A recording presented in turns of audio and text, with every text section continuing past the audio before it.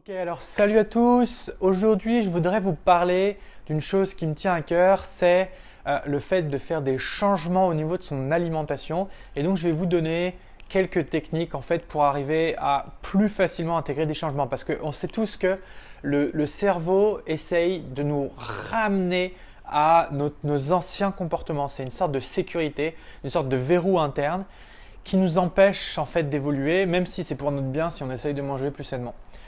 Et on va avoir tendance voilà, à vouloir revenir vers les petits gâteaux, les pizzas, etc. Donc déjà, la première chose à prendre en compte, c'est qu'on ne fait pas un changement en quelques minutes, quelques jours. Un changement au niveau de l'alimentation, si ça fait 10, 20 ou 30 ans que vous mangez de cette manière-là, ça va être difficile de changer, de faire des changements. Donc c'est long, il faut prendre en compte le fait que ça va être relativement long. Mais faire les choses petit à petit, vraiment à son rythme, c'est vraiment hyper important et ne pas se comparer aux autres parce que c'est quand on se compare aux autres qu'on va avoir envie de vouloir aller beaucoup plus vite. Et alors que l'autre personne à laquelle on va se comparer, ça se trouve, elle fait ça depuis des années. Donc la première chose, c'est déjà de ne pas se comparer aux autres et de de chercher en tout cas d'aller le plus possible à son propre rythme et savoir que ça va prendre du temps de faire une transition alimentaire, de faire des changements alimentaires. La deuxième chose qui est super importante à savoir, c'est que plus vous allez vous soumettre à la tentation, plus ça va être difficile en fait de faire des changements. Donc la meilleure chose pour ne pas craquer, c'est de ne pas avoir de tentation. Donc n'achetez pas les choses que vous ne voulez pas manger. Si vous ne voulez pas manger, nous par exemple ici on mange plus de viande, on n'en achète pas. Comme ça, on n'est plus tenté d'en manger. Vous allez me dire, c'est évident, mais c'est des choses que tout le monde ne pense pas forcément. Vous voulez plus manger de pâtes, vous voulez plus manger de pain, n'en achetez pas. Vous voulez plus manger de petits gâteaux, n'en achetez pas. Au moins, vous serez plus tenté. Et le jour où vous aurez vraiment, vraiment, vraiment envie de petits gâteaux, vous n'aurez pas le choix. Vous serez obligé d'aller au supermarché pour acheter des gâteaux et en général, je suis sûr que vous ne le ferez pas. Donc la deuxième chose, c'est vraiment de ne pas acheter. Alors il y a forcément des moments où on va être tenté. Moi par exemple, quand je suis tenté, c'est quand je suis à l'extérieur avec d'autres personnes. On est dans une civilisation, on est dans une société où la tentation, elle est omniprésente, surtout lorsqu'on habite en ville.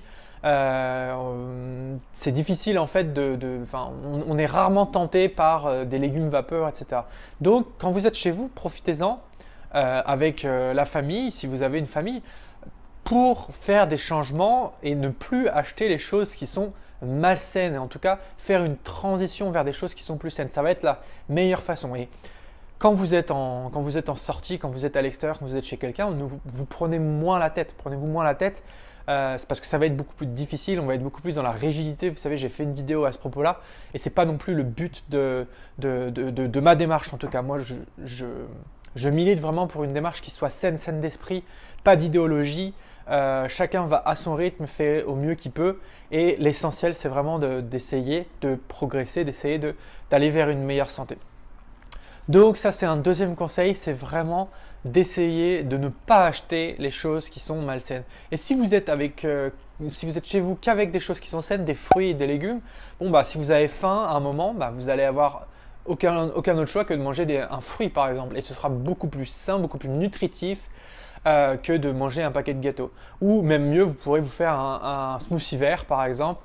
À 4 heures si vous avez faim, ce sera beaucoup plus sain, beaucoup plus nutritif que de vous enfiler un paquet de Pépito ou je ne sais quelle autre boîte de gâteaux.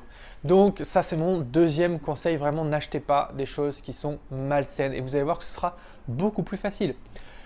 Troisième conseil, c'est aussi de vous autoriser d'avoir des moments pour flancher parce qu'on est tous comme ça et moi-même je suis comme ça. Moi-même, comme je vous le disais dans une autre vidéo, on est tous pareils, on est tous tentés par les pizzas, par les choses grasses, par les choses malsaines.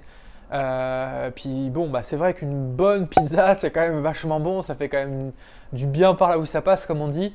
Mais pour autant, faut essayer d'éviter d'en manger. Moi, ça me dérange absolument pas de manger que des fruits et des légumes quand je n'ai pas ce choix-là. Donc à la maison, j'achète que des choses qui sont saines, je n'ai pas de choix et je me fais vraiment vraiment plaisir en faisant des salades, Hier soir j'ai fait un gazpacho aussi, c'est très peu calorique, c'est bourré de légumes qui sont crus en plus donc on garde toutes les vitamines, c'est extrêmement bon à la santé et je vais me régaler à boire ce gazpacho.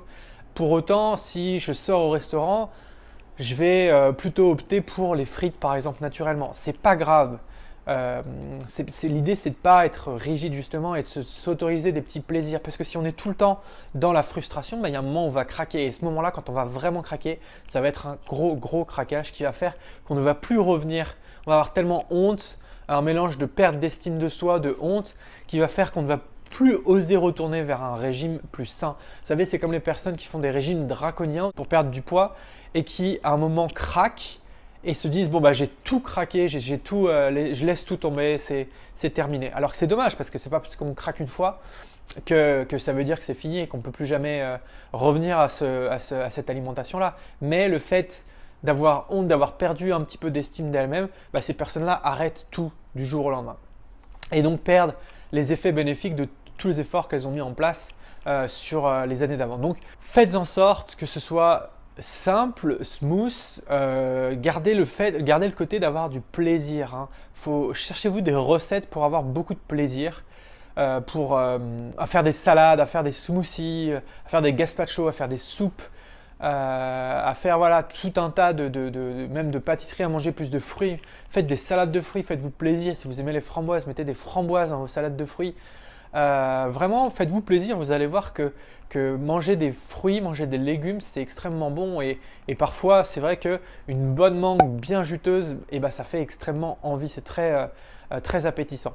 Donc, gardez le côté plaisir. Il ne faut pas que ce soit le bagne de faire que des légumes vapeur à longueur de temps, à longueur de journée, qui pour vous sont insipides. Rajoutez-vous un petit peu d'huile d'olive, quelques petites épices, quelques petites herbes. Vous allez voir que votre plat de légumes va être complètement transcendé, complètement changé. Et vous n'aurez plus besoin de riz, de pâtes, de pizza, de pain à côté. Une simple grosse assiette. Moi, je suis un gros mangeur. Je mange de grosses assiettes de légumes pour pouvoir me remplir. Et ça me suffit et ça me fait largement, ça me tient au ventre suffisamment longtemps. Il y a juste une transition à passer peut-être pour certaines personnes, mais moi maintenant je suis à un niveau entre guillemets où c'est largement suffisant pour moi. Et si jamais j'ai une petite faim, dans l'après-midi je me mange un fruit. C'est beaucoup plus sain que de se manger un muffin par exemple ou un cookie. Et ça m'amène à un dernier conseil que je voulais vous donner pour faire votre transition alimentaire de la manière la plus simple possible. Donc on a dit ne pas acheter les choses malsaines, savoir se faire plaisir de temps en temps, faire en sorte que ce ne soit pas le bagne, que ce soit quelque chose de facile en fait, où on prend du plaisir. Le plaisir, c'est un vecteur très important pour faire les choses. Et la dernière chose, c'est de vous organiser en fait et de vous préparer vos repas en avance. Si le midi vous mangez au travail, ne vous laissez pas déborder par le fait de j'ai pas eu le temps de me cuisiner quelque chose et du coup ce que je vais faire, c'est que je vais aller m'acheter une part de pizza à côté, un sandwich ou peu importe. Essayez de vous organiser. Donc ça prend un peu de temps, prend un peu d'organisation surtout. Et le soir, faites-vous votre gamelle pour le lendemain, voire même le dimanche. Essayez de vous faire plusieurs tupperwares que vous mettez au congèle. Vous en gardez 2-3 au frigo pour les prochains jours et ensuite le reste vous mettez au congèle et vous prévoyez vos 5 repas pour la semaine. Donc des repas sains avec un maximum de légumes. Ou alors vous pouvez le soir faire simplement plus de ce que vous cuisinez le soir et vous en gardez automatiquement. Donc avant même de vous servir le soir, vous allez en prendre pour vous en mettre dans un tupperware pour le lendemain. Donc c'est vraiment hyper important quand on est organisé. On ne se laisse plus le choix de flancher en fait. Parce qu'on a notre lunch, on a notre repas du midi, donc on n'a plus le choix que de le manger. Ça va être difficile d'aller acheter un sandwich à côté puisqu'on a déjà prévu quelque chose. C'est beaucoup plus facile en fait de manger sainement. Tandis que si vous faites l'inverse et vous ne prévoyez pas votre repas du midi, vous allez forcément, il y a beaucoup de chances pour que à ce moment-là, votre décision elle soit d'aller vous acheter un sandwich, d'aller vous acheter une part de pizza, d'aller vous acheter quelque chose que vous avez dit que vous ne mangeriez plus avec du lait, du gluten ou d'autres choses comme ça. Donc, appliquez ces conseils et vous allez voir que déjà la transition sera beaucoup plus facile. Le plus difficile peut-être c'est de s'organiser, d'essayer de mettre en place des repas et vous allez voir qu'après ce sera beaucoup plus simple une fois que vous aurez pris l'habitude. L'idée, c'est vraiment de prendre des habitudes. Je vous en parlais dans une autre vidéo. Donc, l'habitude de faire ses repas pour le lendemain ou pour la semaine Et au début, c'est difficile, mais une fois que vous avez pris l'habitude, c'est très simple de la maintenir et vous avez quelque chose qui est en place, qui ne vous nécessite plus de volonté. Après, vous allez pouvoir passer à la suite, puis à la suite, puis à la suite.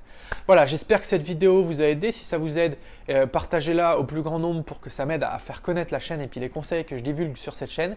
Et je vous dis à très vite pour une prochaine vidéo. Salut!